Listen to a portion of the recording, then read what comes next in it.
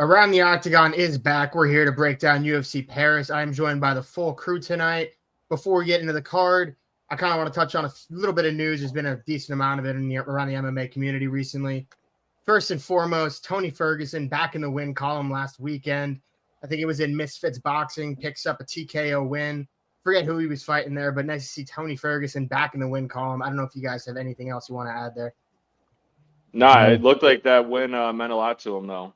He was like crying in the middle of the ring. It was a good sight to see. I mean, I think he lost like 9 fights in a row or whatever it was. I don't know, 6, 7, 8. But it was nice to see. It meant a lot to him. So don't do it. I know I said it. Yeah. Jeez. rough start for the boys. Rough start. All right. Well, moving on into the Contender Series. 4 guys were handed out contracts by Dana White, one of which being Sean O'Malley's teammate, Tommy Gunn. That kid certainly has a personality to him, I'll say that much. He was down early in the fight, arguably a 10-8, and then came back, wins rounds 2 and 3, gets a decision win. You had 3 round 1 finishes, one of which being the mini Oleksiejczak. I know Gene Paul had one, and then also the 36-year-old Canadian comes through with the finish, gets the UFC contract. And one thing he said that I heard was, I know you guys aren't in the game of bringing in old prospects, but guess what? I'm already the finished product. So I think that's exciting. He should be back in the Octagon competing relatively soon. Do any of you guys have anything you want to add relating to the Contender Series? I mean, besides the first week, it's just been really, really good so far. So I hope that momentum keeps up. 100%. A lot of finishes. Sorry, Luke. Yeah, nothing to add. I wasn't able to catch it last night. I was out, but my social media, obviously following all those Sugar Sean boys, they're blowing everything up for Tommy Gunn. So it's good to see a prospect out of that gym, get another contract in the UFC. Yeah, I mean, if you watch that fight, definitely a crazy comeback for him. I thought he was out in the first round. I know we were talking about in our group chat, potentially, a 10-8 round. One of the judges did give him a 10-8 round. That fight very well could have tied up 28-28. So pretty exciting comeback. And I thought that last round was, fireworks. Very exciting stuff to watch. I think that the Contender Series is fully back in full swing now. Yeah, the Contender Series has been awesome. We've been seeing finishes rack up, contracts being given out, being racked up. And it is great to see the young blood flowing into the UFC. And we have a bunch of new, young, and exciting upcomers. But moving on, next bit of news, Mackenzie Dern will fight Virna Jandiroba for the vacant belt with Zhang Weili moving up. Ryan, I'll let you kick this one off. What are your early thoughts going into this fight? I don't know, man. It's a tough one. I don't know. Virna Jandiroba's only loss in the UFC is to Mackenzie Dern. That was earlier in her career, but since then, Virna's looked pretty much unstoppable. It'll be a good test to see how much she's improved in her game since, taking that first loss to Mackenzie Dern. And I feel like Mackenzie Dern's always been on the cusp of a title fight for the better part of 2.5, 3 years now. And then, just loses one and then wins 2, then loses 1. That would get her there. So it should be an interesting matchup. I think we're going to see someone who probably none of us would expect to have been champion by the end of the year finally become a champion. So looking forward to it. We'll see. Yeah, definitely. One of these. You go, son. Oh, God damn it. Fucking brutal start. This is what we get for taking a week off. Yeah, I thought it was weird. Kind of just 2 names you didn't expect to see in a title fight. Obviously, Zhang Weili was taking over that division. You didn't really see – I know I definitely didn't see her moving up or, losing that belt anytime soon. So it's good that she did move up for the sake of getting that division moving. But it is a little bit strange. I mean, obviously, Mackenzie Dern's been pretty good. But she has a couple losses in the UFC, though. So kind of surprising to see that they gave her the the title fight with Jandiroba. I didn't see any of them, fighting for a title next. So I thought it was, not that I'm, paying super close attention to that division. But I just didn't see either of them getting a title shot next. So I definitely think it's interesting that they're the 2 that are fighting for it. But I think that division will definitely start moving a lot more with those 2 in there. They're pretty active fighters. Yes, son, I think you kind of put it perfectly in the text, kind of like a Mickey Mouse title. But I agree, it's kind of hard in this division when you have such a dominant champ. It's true though. Like I think that's You're kind of not how wrong. you put it. No, When you I have mean, such a I dominant agree. champ that's ran through the top 10, you kind of have to play in that, that favorability matchup. And I think that's why Mackenzie Dern's fighting for this belt. She's 2-2 in her last 4. Jandiroba is obviously on a 5-fight winning streak. I think she's a little bit more deserving. But Mackenzie Dern's a big names in women's MMA. So I think it's going to be a good fight. I don't know. Not making a prediction this far out. Yeah, safe to say we're all rooting for Dern. Let's move on. All right. With that being said, I have nothing else to add. Moving up, or moving on. Well, and moving up for that matter. Now we have Zhang Weili moving up to take on Valentina Shevchenko for that flyweight belt. Another interesting matchup here in a massive super fight for the women's divisions. And Luke, I'll target this one towards you. I've been pondering, what is the bigger fight? Zhang Weili versus Valentina Shevchenko, or Kayla Harrison versus Amanda Nunes? Yeah, that's a great question. I think just because Amanda Nunes is like the pound for pound #1 MMA women's GOAT, I think that fight is bigger in my head. But Weili, like we just touched on, dominant for the last 5 years. Shevchenko had the ups and downs with the Grasso, but overall dominant over the last 5 to 10 years. So this is just as much of a legacy fight as the Kayla Harrison Amanda Nunes fight. I'm very excited. I think this is a great move by Weili in her camp. I think she's looked great recently. She's been so dominant that this was a perfect time in her career. I think she's still in her prime versus Shevchenko, who you can argue is outside of her prime. So I'm favoring Weili early here just because of how dominant she's been. Yeah, cool. Ask the question, then leave the room. Definitely something to say though. I think if the Nunes Kayla Harrison fight was like 5 years ago, I think that'd be the biggest fight in women's UFC, at least in recent memory. But I think right now, as far as skill sets and how good they are in this moment, I think that Zhang Weili and Shevchenko fight is probably the biggest fight, at least in my eyes, that I can imagine in women's. If we're talking, active fighters and not like coming out of retirement, I think that fight lost a little bit of luster with Amanda Nunes retiring for a while, leaving, and then just kind of Henry Cejudoing her way back into a title fight. So interested to see how she'll hold up. But I think as far as, if you're a UFC fan that you're, watching most of the fights on the card, and I know I definitely catch every single Weili and Shevchenko fight, I think that's like the biggest fight that you can make right now in my eyes, even beating out some of the other title fights in the men's divisions, which can be an unpopular opinion there. But I think that's a huge fight. I think it's going to be awesome. I think it's going to be a banger, and I'm definitely siding with Weili though. She's just held so strong throughout the last few years. And Shevchenko, you can see her slow down a little bit. Obviously, her skills are still off the wall, but Weili is just so good, so strong. And I just don't see her losing anytime soon. Hey, for the record, before you go, Ryan, I stayed in the room that entire time and I heard it all. So I didn't leave the room for the record here, Son. But sorry, Ryan, go on. No, you guys pretty much nailed everything here. Like you said, Son, very big fight. I'm looking forward to it. It's about time something shakes up in like the women's division. So, it's very rare you see a super fight in the women's divisions. I guess I'll be curious to see though how much bigger Shevchenko looks compared to Zhang Weili once they actually do step into the octagon or they are facing off, during fight week. But yeah, like you guys said, right now I am leaning Zhang Weili here. It's just like, even though like they're both up there in age at 35, it's like when Zhang Weili steps into an octagon, she just always looks so much better than the last time. And I have a feeling it's going to be similar here. And she doesn't have to cut as much weight, won't be as drained. But like I said, we'll see how big Shevchenko is when she steps in there, because she's just like a overpowering force. Then Zhang Weili might be in some trouble that night. Yeah, I think you guys kind of touched on it all.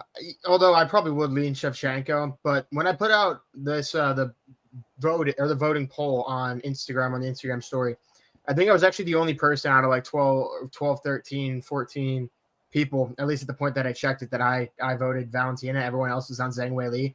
So kind of makes me think that odds will shift in her favor from whatever they initially come out at. But beside the point there, let's move on.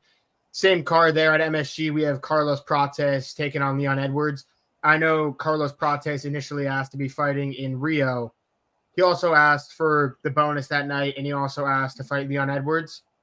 Initially, we thought 2 were coming true. We thought he was fighting in Rio and getting the bonus. 2 ended up being true, but it's actually that he's fighting Leon Edwards, not in Rio, at Madison Square Garden. Huge card in November. Son, let's hear your thoughts on this one. Yeah, I mean, you can't really ask for a bigger stage than MSG, especially when you're a rising prospect or, a rising contender like Carlos Prates against, the guy that you really want to fight.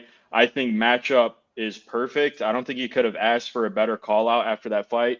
And I think he's in a great spot, and he's been active enough, and he's been sharpening up his striking enough to pose a real threat to Leon Edwards. I won't say that he'll get knocked out. I think it's going to be a very strong striking battle between the both of them. I think he'll have a tough time putting Leon Edwards out just because of the nature of who Leon Edwards is and the competition that he's faced in the past. This isn't the first up-and-comer that he's, had to fight throughout his career. So definitely going to be a sick one. I think Carlos, lucked out. I think he's in for an even bigger payday at MSG than Rio. Obviously, he's not, going back to Brazil and fighting in front of the home crowd. But like we've seen in the past, I think UFC fans around the world are kind of a little bit have a little bit of a bad taste in their mouth with that Rio card. As in the recent years, the crowd's been kind of just throwing shit all over the place. It's kind of been almost a zoo in there. Just kind of crazy shit going on all the time. So I'm glad that he did get a bigger stage with the fight that he wanted. I think it's going to be a great fight. I do have him edging this one out. I think it'll be a close decision, but I think he'll be able to use the length, which, isn't really too much of an advantage in this fight because Leon Edwards does have the length as well. But I think it's going to be a great striking match, and I'm excited to see it. Right, you want to follow up? Yeah, no, it's just another one you said unexpected. We all thought Carlos Prates would probably be fighting on that Brazil card, but I'm happy to see this matchup. Originally it was teased that it was going to be Ian Gary fighting Leon Edwards, and I was excited for that as well. In terms of who wins, I think it's way too soon to tell. I think the odds, more than anything, I think whatever the books put out is pretty much going to swing my decision on this one. I can't get past the experience that Leon Edwards has in the octagon, being a champion, especially like all the 5-round fights he's had in the past 4 or 5 years. So we'll see. Both guys are extremely dangerous. One, I would say, is more technical in Leon Edwards, but Carlos Prates has the deft touch, and giving him 25 minutes to find the chin is no tall task for Leon Edwards. So should be a good one. Yeah, right. I really like that you touched on like kind of their boxing and striking style. The death touch and the unorthodox style of Prates can really hit you from wherever versus like the more technical kickboxer and Leon Edwards. So I do think it is a better matchup than the recent fights that Leon has had, just because they will strike the whole time and Leon's been dealing with a lot of grapplers. But I still favor Prates here, man. Like you just touched on, 5 rounds, 25 minutes. We've seen him do that with Ian Gary and almost get the finish at the end. We've seen Leon get clipped by Nate Diaz late in fights and kind of wither away. Even in the fight he won, he was withering away towards the end with Usman. And I could kind of see that happening. I think it goes to later rounds, but I think Prates does find that chin and get him out of there, contrary to what he did against Ian Gary. So I'm very excited. I think that, like you said, Son, perfect stage. You get 2 out of 3 of your wishes, you're happy. Definitely, and I don't think any odds are out yet, but I expect them to be pretty heavily towards Carlos Prates, to be honest with you. I think Leon Edwards, in my eyes, and I would want to think in the eyes of Vegas too, you look at his run and you go, wow, he really hasn't beaten anyone. You have the Kamaru Usman wins, right? You have the 2 Usman wins, which I think are very weird. So you go in 2021, Bilal Muhammad, no contest. Then you move on, Nate Diaz. That was a weird win. Kamaru Usman, the first one, got dog walked, head kick, round 5, wins. Kamaru Usman's second fight, just a weird fight. It wasn't even Kamaru Usman. Colby Covington, what is that? Bilal Muhammad gets fucked up. Sean Brady fucks him up. I just can't stand Leon Edwards. I am not a fan. I think he's severely overrated. I don't know how he was the UFC champ. And I do think Carlos Prates fucks him up. I don't know. But whatever. I digress. Let's move on here. Yeah, I'm sorry. I just got really distracted by the milkman over there. That jug caught me super off guard. I lost my water bottle. I bought a gallon of water from Quick Check. I'm sorry. It's the only thing I got right now. Touche. Okay, what's going on over there? I took a Luke. swig of my jug, and son goes, "Milkman." Oh man, I didn't even notice that. But I digress. I got a little carried away, just kind of shitting on Leon Edwards for a second. But regardless, I think he's just severely overrated. I think Carlos Prates picks up a big win. I think picking up a win over a former champ, that'll be huge for him. And on the bigger and better things, Carlos Prates. But moving on to the main event of that card, we have Islam Makhachev taking on Jack Della Maddalena, which is finally confirmed by Dana White. Ryan, I'll let you take this one from here. Are you leaning Islam or JDM early? Dude, I genuinely do not have a goddamn clue who I'm taking in this. This is the super fight that, I mean, for the year, obviously, but I can't remember a bigger fight than this in quite some time. And it's just so hard. I know Islam's been talking about, he was trying to get up to walking weight around like 190 pounds. And I don't know if that's going to be enough in terms of a weight cut, and bulking up to go on size. I don't know what JDM walks around, but I assume it has to be around the 200s to 210 range. And he looks huge in there. I mean, he absolutely bullied Bilal Muhammad, training partners with that whole team in Islam's camp. So he's seen the grappling, he thought it'd be more effective, and JDM just withered it away. He's also been training with Craig Jones, who, like Luke's touched on in the past in this podcast, seems to have figured out how to just completely neutralize that Dagestani Sambo like wrestling background and grappling background. But then at the end, it's Islam Makhachev.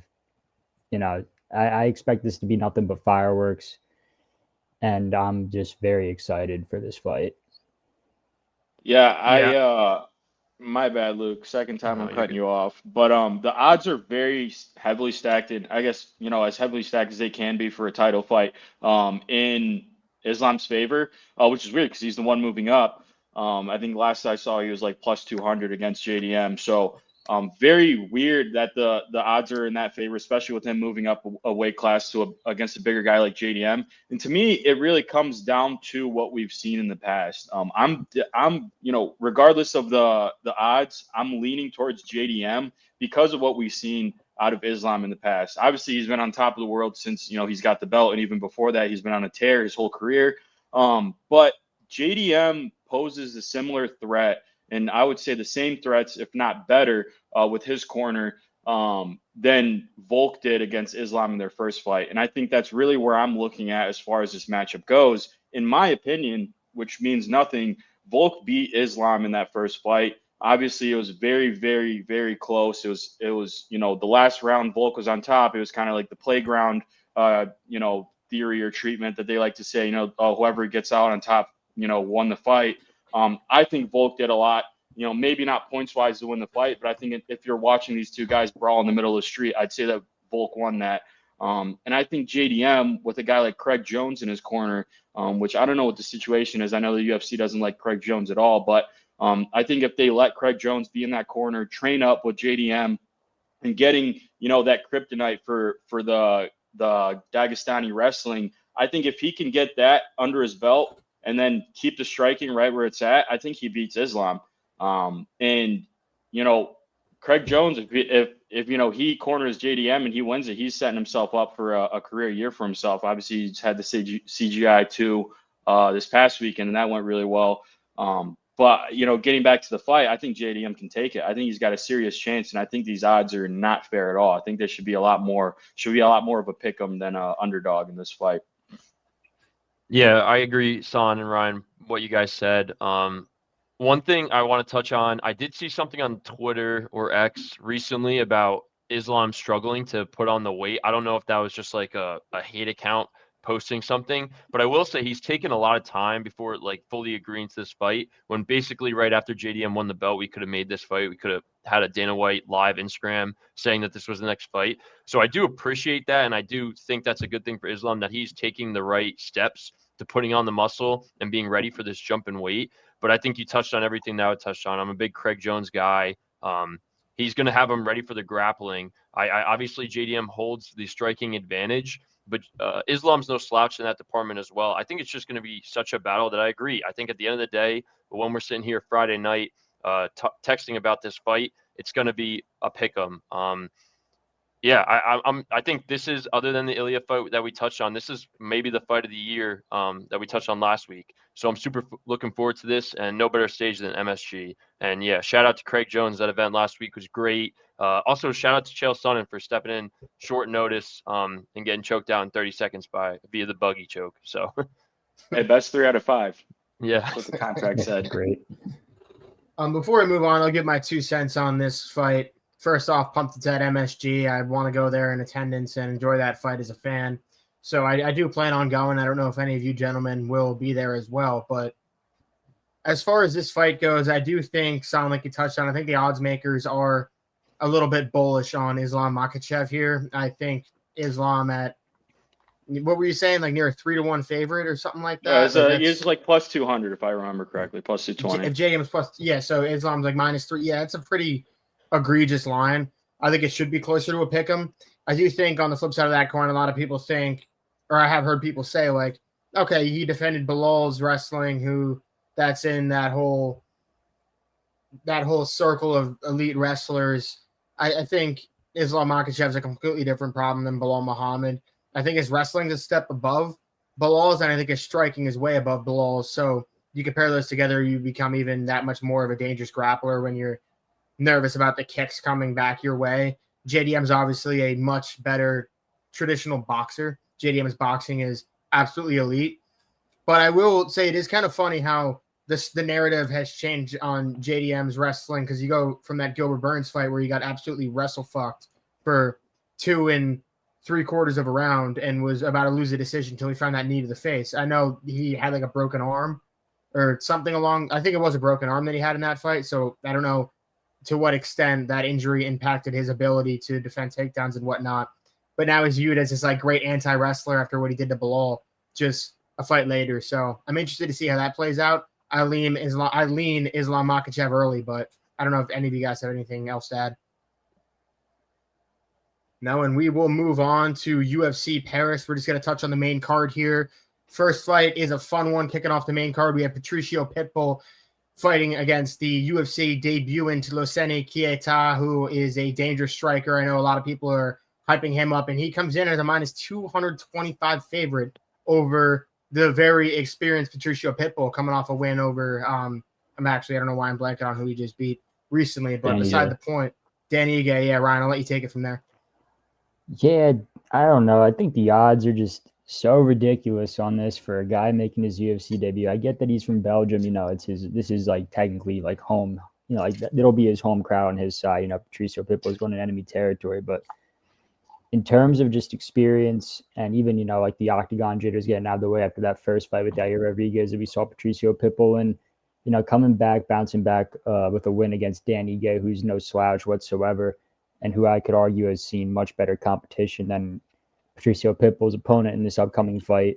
And I have to decide with Patricio Pitbull, especially given the odds. Patricio Pitbull was a heavy favorite. I might have looked more into this, try to found an excuse to go the other way. But I just can't justify the price, going on the opposite side that you're going to get with Patricio Pitbull here. It just seems so skewed, and it doesn't make sense to me. I get his UFC debut wasn't the greatest, but credit to him at 38. He's active. He's calling for fights, and he's on the grind, and he's just seen so much better competition.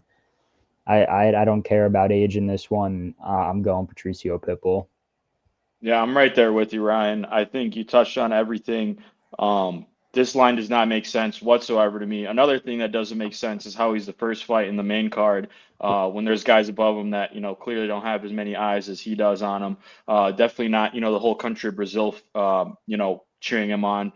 So I think a few things, just don't make sense. I don't know what they see in this Keita guy.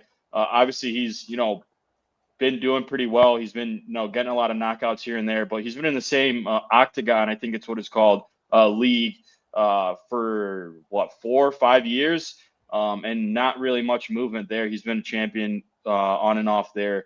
So, I mean, kind of a weird line. I don't know if I agree with it. I definitely don't. I'm leaning Patricio Pitbull pretty heavily here. I think you touched on it, Ryan. The experience is 100% there. The age to me doesn't really matter. I mean, you're 27, and this is, the highest peak you've hit is, champion of Octagon, which doesn't really mean too much to me right now. And I think Pitbull looked really good against Ige and even against Yair. So I don't see why he's not the favorite here. It doesn't make any sense. I'm hoping that this Keita guy, proves me wrong this weekend and kind of shows himself as a new prospect in the UFC. But until he does that, I don't think he's even close. And even in the same realm as Patricio Pitbull, I could almost say that Pitbull is going to win by finish this weekend.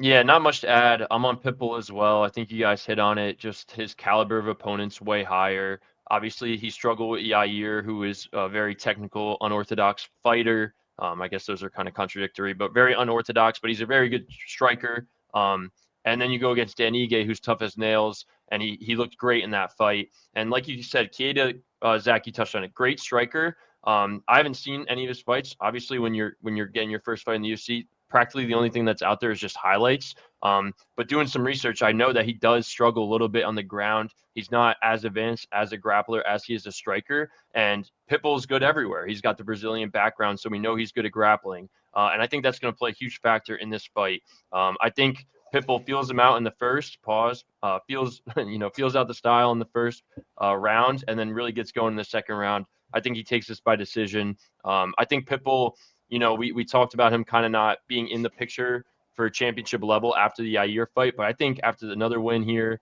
and then probably another following win, we're having that conversation about Patricio Pitbull again. So I'm on Pitbull, the underdog here.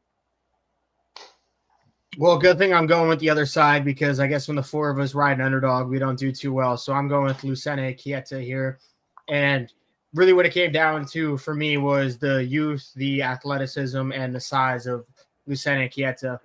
He is a big dude. He is extremely athletic, and I'm kind of banking on his youth and athleticism. That youth and athleticism. I had to get it out there. Jesus Christ, being able to fend off the takedown attempts of Patricio Pitbull. I think his striking and his power. We've seen Patricio Pitbull get dropped a numerous amount of times.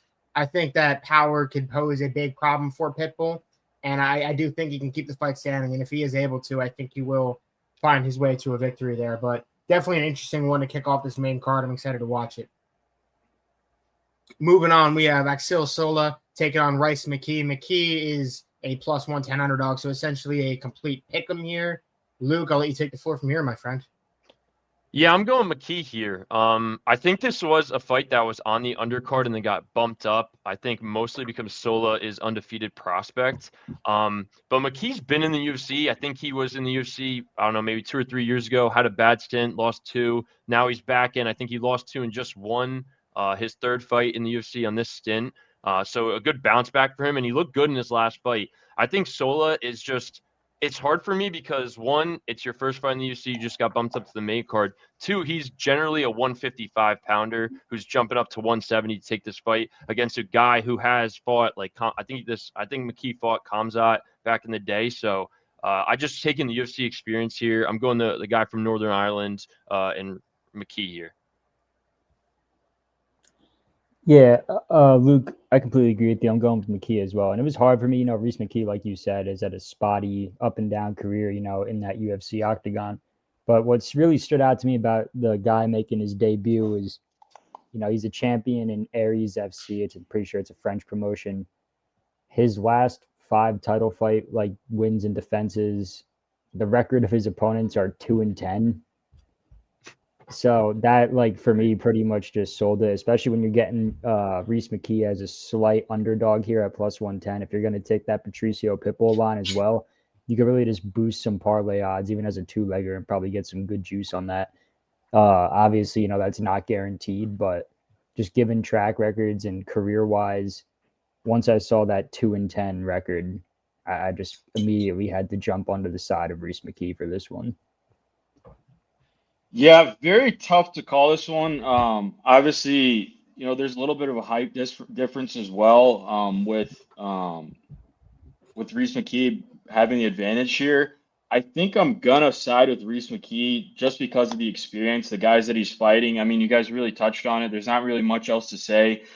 He's been a champ for a while, which does, raise a few flags as far as, how this guy's gonna hold up in the cage. But being pulled up in that main card is really tough, I think, for the mental. It's obviously unexpected. It's a little bit of a change of plans as far as, who's going to be watching your fight and how many people are going to be cheering you on. So I think it's going to be a very in the moment thing, whether this guy's locked, whether Axel Sola is locked in or not. But I think in French fashion, he's going to pull out that white flag, and I think he's just not going to be enough to beat Rhys McKee. And I'm really excited to see all these prospects come out of Ireland. I think there's a lot of good fighters out of there. Boxing, we got Callum Walsh. Then there's the other fellow that's fighting, Umar Nurmagomedov, which I can't remember his name now for whatever reason. Paul Hughes. Yeah, exactly. Paul Hughes. A lot of cool fighters coming out of Ireland. So I'm excited to see this guy if he's good, and here to stay in the UFC. But as far as this fight goes, I can't go with the guy that doesn't really have UFC experience at all, especially getting pulled up in that main card. Yeah, I'm going to make it a sweep. I'll go with Rhys McKee too and move on to the next fight. And that is another guy who had a prior stint in the UFC, and that is Mason Jones, who reps that Welsh flag. He was in the UFC, out of it, and then very recently pulled back into the UFC with a fight against Jeremy Stephens, and he has taken on Borralho in the lightweight division. Mason Jones comes in at a -140 favorite, so a very slight favorite here over Borralho. San, I want to hear your thoughts on this one first. Yeah, it's tough. I mean, both guys have, one fight in the UFC, 2 fights in the UFC. But Mason Jones beating out Jeremy Stephens in a decision fight doesn't really excite me too much. I mean, Jeremy Stephens I think he has like the most fights in the UFC, something like that. He has a crazy amount of fights in the UFC. He's old as shit. And you beat him by decision. That's not really exciting to me. Although, Borralho lost by, guillotine from Chris Duncan, who we saw is a very good fighter in his last fight. So that one aged pretty well. I think experience-wise, Borralho definitely has better experience. He's been in the UFC before. I don't think the lights are going to be as bright for him. So I'm going with the Zulu Warrior here. I think he can take it this weekend. And again, this is a guy from Belgium, so he's going to be basically fighting on his home turf. One thing before when you guys go, Sam, one thing to note here is Mason Jones did have a prior stint in the UFC in which he fought Ludovic Klein, David Onama, and Mike Davis. So Mason Jones is in the UFC, did not get re-signed out of the UFC, and now is back in. That's when he stepped in and fought Jeremy Stephens. But go on. That's what happens when you get clapped 2 times in a row. Hey, he did have a win over David Onama, I will say, which is a pretty decent win. But regardless of the point, I digress.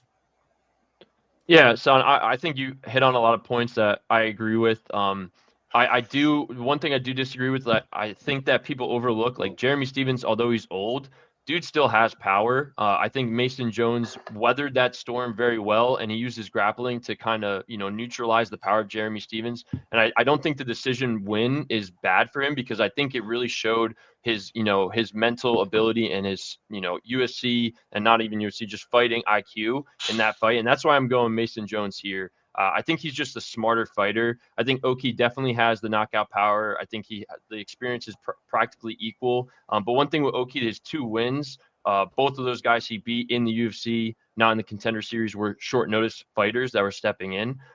So I think just overall, the fight IQ of Mason Jones that he showed in his last fight is making me ride with Mason Jones here. I will say, though, I have Welsh heritage, so this is definitely a little bit of a biased pick here, but I'm going Mason Jones. Yeah, I like both the points you touched on, and I think I might be starting to dig myself into a hole here on this card, but it sounded like you touched on again. Balaji Oki, he comes in from Belgium, and I know I said it before, if the guy making his debut from Belgium can't take him, this is completely different. The guy actually does have octagon experience, has some pretty decent wins under his belt. Lost to Chris Duncan, which, as you've said, is sort of starting to age like fine wine, just because we've seen what he's been able to do, even with such like a minimal skill set, as weird as it is to say. I'm going the Belgium with the Belgium hometown hero here. I think he gets this one done, even at a +120 underdog. And like I said, I'm just digging my own grave here, because I have 3 underdogs now on this card, and I'm either making a lot of money or I'm losing a shit ton. We'll see. I'm going to go on the Welsh side here. Luke, I didn't know you had Welsh heritage, so that's interesting. You find out something new about one of your friends. But regardless, besides the point here,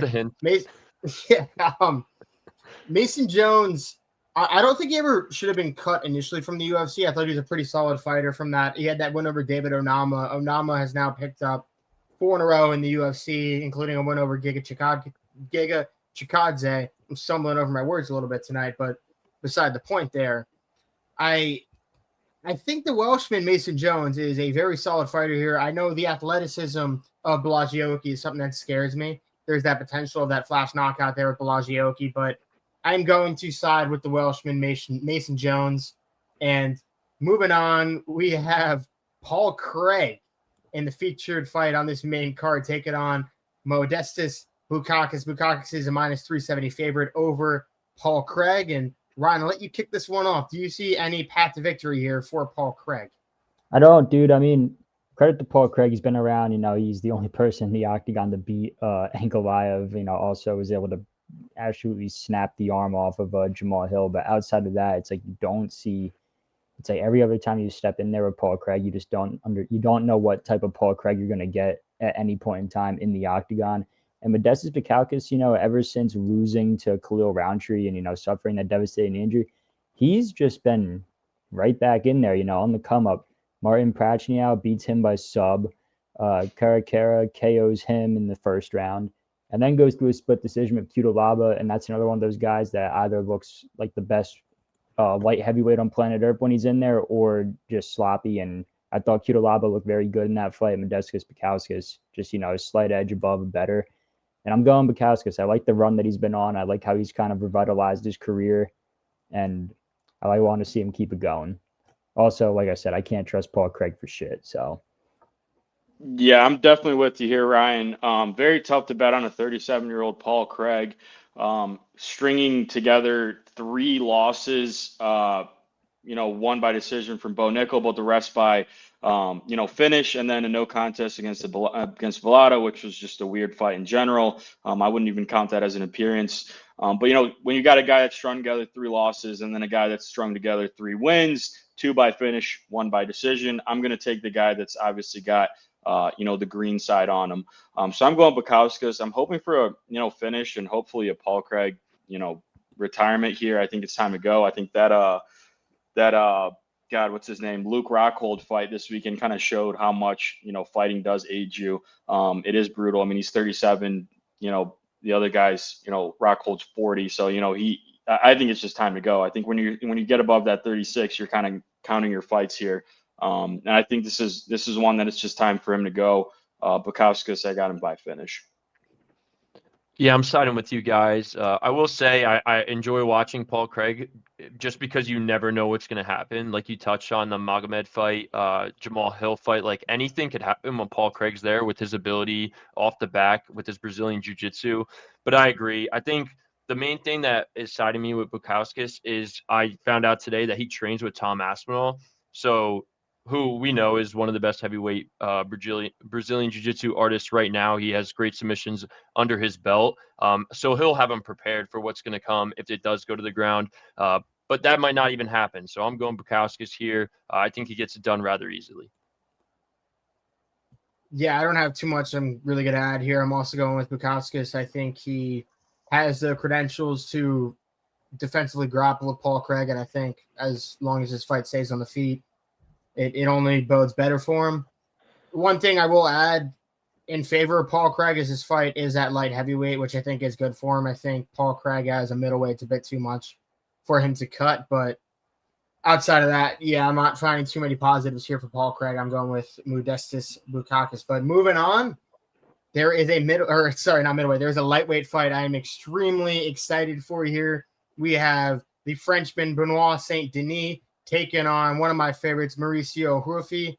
Ruffi is a -190 favorite here, so only a 2-1 favorite, which, to be honest, is less of a favorite than I thought he was going to be going in. I was eyeing him at like a -300 was kind of my assumption there, but that is not the case. I think Vegas has a little bit of respect here for Benoît Saint-Denis, and part of the reason being is because Mauricio Ruffi has not shown his grappling game yet, and Son, I'll let you kick this one off. Do you think the grappling game of BSD is going to pose legitimate threats here for Ruffi? I mean, let's be honest here. Like you look at these guys in their past few fights. I don't see a world where Rufi loses this one. As long as he can take care of that grappling threat from BSD, I think he can knock him out very easily. And I think he's gonna, they're just teeing up BSD to get knocked out here another time by another Brazilian here on his home soil. I think Rufi's not gonna have an issue fighting in enemy territory, I guess, here in France. And I don't see BSD, being able to handle the barrage that Mauricio Rufi brings. And I think he's just too quick. He's too creative. You literally have no idea what he's going to do in there. And, as soon as that bell rings, you can get knocked out. So I see Rufi by finish, by knockout. As long as he can keep that submission threat and that grappling threat away and give himself enough time to get that knockout shot, I see Rufi winning very easily by knockout in this fight. I don't think there's a world where BSD wins this one. Yeah, son, I couldn't agree with you more. I think this for BSD is the worst matchup he could have got at this weight class, at opponents that he should be fighting at this point in his career with his recent track record. I think Rufi's only getting better. He looks so confident in that Bobby Green fight. His confidence only gains every time he steps in the octagon. And like you said, anytime that bell rings, he has the ability to knock his opponent out. The one thing with the grappling that I was also hesitant, but if you remember, the Contender Series fight that made Rufi's name was one of Islam's boys. I'm not even going to try to pronounce that guy's name, but a good grappler, and he fended that off. I think he was supposed to lose that fight. I think he was the underdog, and he fended off the takedowns great and ended up getting a ground and pound TKO finish. So I don't think I'm concerned at all for the grappling of BSD against Rufi. I think it's going to be a highlight reel. This, for me, was the easiest pick on the main card. I'm going Rufi by knockout. Yeah, Luke, I really couldn't have said it better myself, especially in USAN as well. I am happy that you brought up the Contender Series because, like you said, he fought Islam's main grappling partner like on short notice, rode out a storm, lost 2 rounds, and then just waited for him to gas out and ended up beating the shit out of him in the third. And if this was the Benoît Saint-Denis we saw a year and a half, 2 years ago, that fresh sub off of I forget which Bonfim brother, then going out and putting Matt Frivola into a grave, I probably would have been on the side of Benoît Saint-Denis, but I just really, ever since that Dustin Poirier fight, it just hasn't been great, especially with that. He's taken so much damage. I feel like if he loses, he's getting the shit kicked out of him every single time he fights. And I really just, unless he's able to actually like implement that pressure, and get and hold Rufi for the ground. I also don't know. Is this a 3-rounder or a 5-rounder? 3-rounder. It's 3. Then maybe that might be a factor, but I have a feeling we're going to see another highlight KO here from one of the fighting nerds. Yeah, for me, if Benoît Saint-Denis wants to win, he almost has to wrestle fuck Rufi for 3 rounds or find a submission. I know he's very capable of finding a submission win. But I don't see it going that way. I think Rufi's going to be sound defensively as far as the grappling goes. I think Benoit might have some success early as far as the wrestling goes, but that is just so damn tiring. And I don't see him being able to withstand that over the course of a few rounds. We've seen Benoît Saint-Denis' gas tank kind of quiver out. And if he's sitting there round 2, round 3, and you have a somewhat fresh Rufi sitting there, he's going to put you away. And I see Mauricio Rufi finding his shot. And like you guys said earlier, you're like this. I think Luke, you said this is like the surest thing I have on this main card. I agree, and it's only minus 190, minus 200, and I'm a little surprised by this line here. I really love Mauricio Rufi. I'm gonna play him by knockout this weekend, and yeah, enough said there for me. Let me just say, I mean, I think it's kind of blasphemous to think that one of the fighting nerds is as one-dimensional as this guy. If he can't hold off the grappling, all he has is the striking. I don't think any of those guys are one-dimensional like that at all. I mean, especially out of that gym where everybody's so smart. You got 20 guys behind you, checking the stats and training you and telling you what you need to do. Everybody in the world knows BSD is going to go for the grappling here. So obviously that whole camp's leading up to this is going to be him on those takedown defenses. I mean, you even see Carlos Prates with decent takedown defense. He's the most pure striker guy you've ever seen in your life. So, I mean, I think it's kind of crazy that, the line is so close. And I think it's crazy that, that's kind of the reasoning is, he's just going to get wrestle fucked and lose a fight. I think, there's not a world that I can see that happening.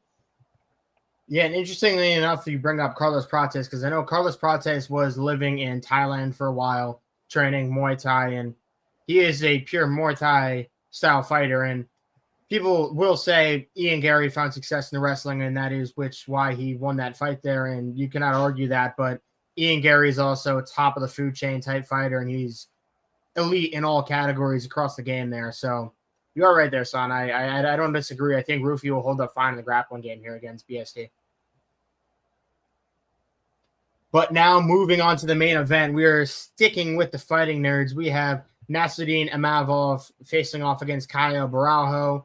Caio Borralho has shifted to the slight favorite in this one. It was a pick 'em for a while, and now Caio is pulling away a little bit. And I know we started with you for the previous one here, Son, but I'd like to kick it over to you again because I know how much you love them damn fighting nerds.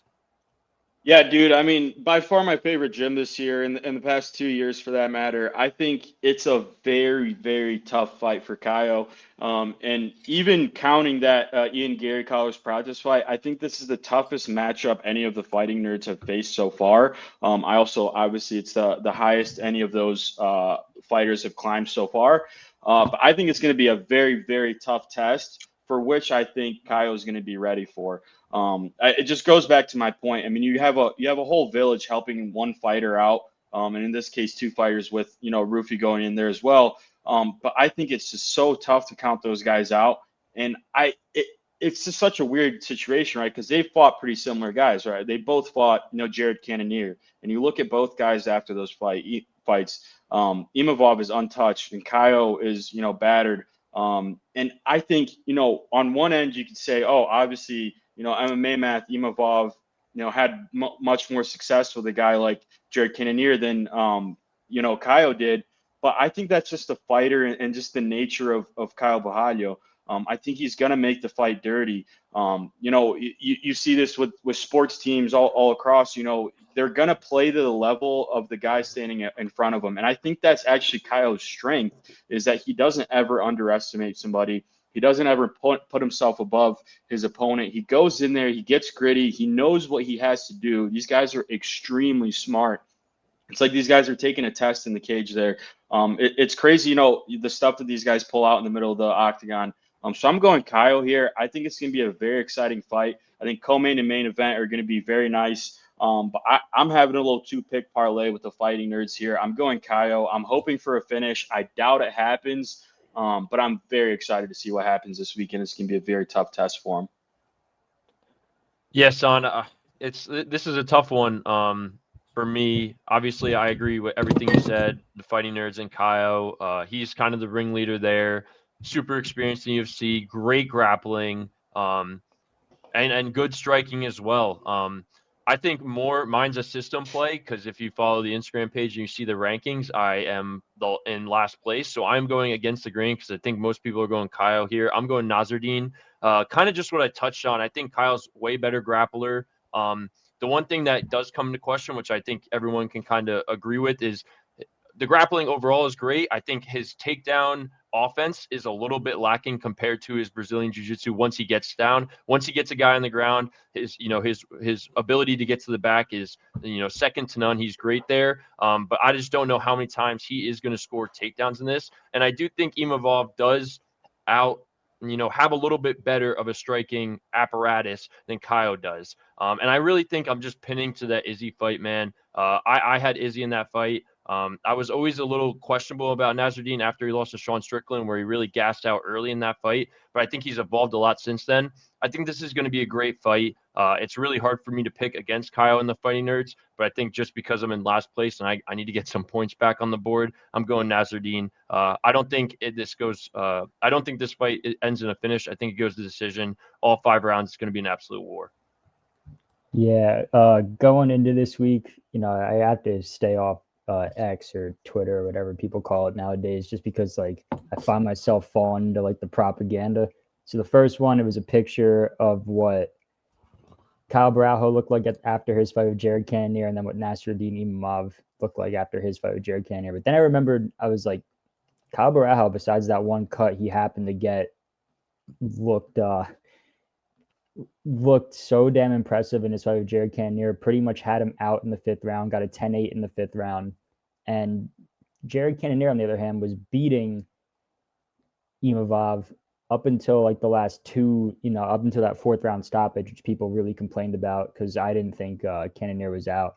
And based off that alone, even though it's just one fight and how they looked, and Jared Cannonier still got it, I'm going with Kyle Borralho. I also agree with everything that San said. There's really not much more to touch on with that. San, you did a great breakdown on him. But I've said it before when we talked about this fight breaking. It's just I think the Fighting Nerds game plan so well around their opponents, and I think Kyle is going to come in there very well prepared to dominate and win that fight. I got a question for you guys before I get my pick on this. I heard Nasruddin Imavov come out recently and say something along the lines of, the reason why I wasn't the backup fighter for that Hamza DDP fight was because I know Kyle has such a big ego that if I said no, he would say yes and make a dumb decision and have to weigh in at that 185 flat pound limit then and fight me a few weeks later. Son, I want to hear your thoughts on that. Where does your mind go when you hear that? Yeah, I mean, the whole losing weight thing and having to put it back on, it is very valid. But given the time frame that he had to lose weight, although it is pretty close, a few weeks away, I don't think it plays too much of a part in this. I mean, let me just say, like, I've cut weight before, right? To spar or to, go in the ring with people. And yeah, it sucks. But maybe for 4 days, that's affecting me and my ability to do anything, if anything. It's not like, you lose weight and you become like frail and bedridden. Obviously, these guys are losing weight on one day and then, trying to kill another guy the next day. So it does play a part. And I would say it would definitely be affecting this fight had it been, last weekend that he had to lose all this weight and put it back on. But I really don't think it's affecting it too much. I mean, he's had 2-3 weeks to put that weight back on, and then maybe not even put the full weight back on. I would argue that he's even had a better weight cut now since he was already down, maybe gained 5 to 10 pounds between then and now, and then cut it even easier because that weight's just going to fall off. It's going to affect you, but given the timeline, he's had enough time to recover. He's gotten back to peak performance. And he's now, back into weight and fighting form for this weekend. So, yeah, it's a fair point. It definitely could. But I don't think guys that are in that heavier weight class, 185 are, losing sleep about how much, being up or down 10 pounds a weekend or a week out from a fight. So I think it's a fair point. I think it's cool. It's a neat little, trick that Imavov tried to play if that's what he was trying to do. But I just don't believe that it's actually going to affect anything this weekend. Here's where I wish we had a professional fighter on the pod that understands what it's like to fight right after cutting and the kind of effect that has there, because I'm not able to completely speak on that myself either. The only weight cutting I did was in high school wrestling, and that's a completely different animal than being on the brink of death and then going out, rehydrating, and fighting the next day. So, yeah, I'm not completely able to speak on it myself either. I do think it was a very interesting thing that Imavov put out there. The other thing that kind of scares me on the behalf of Kyle Borralho is just the activity. He's fought, once in the past 12 months, maybe. And that number is, I don't even know. I think it's just one fight in the past 12 months. And I don't even know if that number's a bit sketchy, man. It's a lack of activity there. Imavov has been sharp, but Ryan, I think your whole spiel there, your whole reasoning on Kyle Borralho is really what sealed it, because I look back on that performance and he was down going into that 4th round where he did get that controversial finish victory. And I think that win there is a little bit more glorified than it should be. So I will side with Kyle Borralho here, and I will give Luke the opportunity to pick one up on the boys if Imavov is able to find the win. But with that being said, I have nothing else for tonight. Do any of you guys, Luke? I do want to add one thing in your point. Obviously, this is going against my pick, but I know Kyle was having trouble finding fights. So I don't know if the inactivity is really due to, his own discretion or him waiting for a fight that he deserves that I know he was having trouble getting. Because he did fight like 2 or 3 times in 2024. So it's not that he really doesn't want to fight. Sometimes you just can't find the right opponent. Yeah, I mean, and let's be honest here. Having a fight prepped, the only thing that changes is, exactly what you're training and what you're defending and what you're trying to prep your offense for. Other than that, every single guy on the UFC rosters, training every single day, going through their routine and are staying very, very active. Even guys that aren't in the UFC, more so, are training every single day and grinding in case they get that call up and be like, hey, come fight this weekend for the UFC, come fight next week for the UFC. So I think activity isn't too much of a thing as long as, as far as, performance goes. I think him not fighting for those 12 months, sure, he's not on the big stage fighting on one day of a week, on one given Saturday.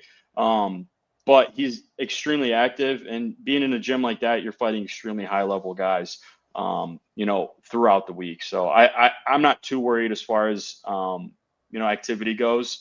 But that's my 2 cents on that. Definitely. With that being said, thank you everyone for tuning in. Looking forward to some exciting fights this upcoming weekend, and we'll be back next week with another fun breakdown.